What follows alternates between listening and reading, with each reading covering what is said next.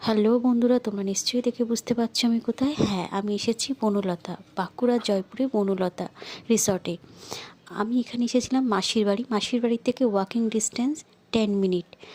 আর সন্ধেবেলায় আমাদের সবার মিলে একটা প্ল্যান করা হলো যে বনলতায় যাব। সকালবেলা এলে আরও ভালোভাবে তোমাদের ঘুরে দেখাতে পারতাম। যাই হোক, সন্ধেবেলার দিকে বেরিয়েছি কারণ পরের দিনই আমাকে বাড়ি ফিরতে হবে।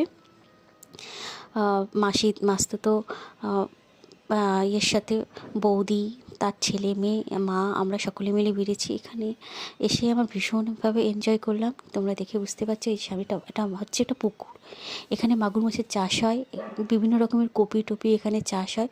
সকালবেলার পরিবেশটা খুবই সুন্দর। আর আমি এই জন্য পুরোটা তোমাদের দেখাতে পারছি না, যতটা পারছি ততটাই দেখাচ্ছি। এই দেখছো চাষ টাস হচ্ছে, এখানে এগুলো চাষ হয়। আর এই যে দেখছি এখানে পুরো পিঠে তৈরি হয়।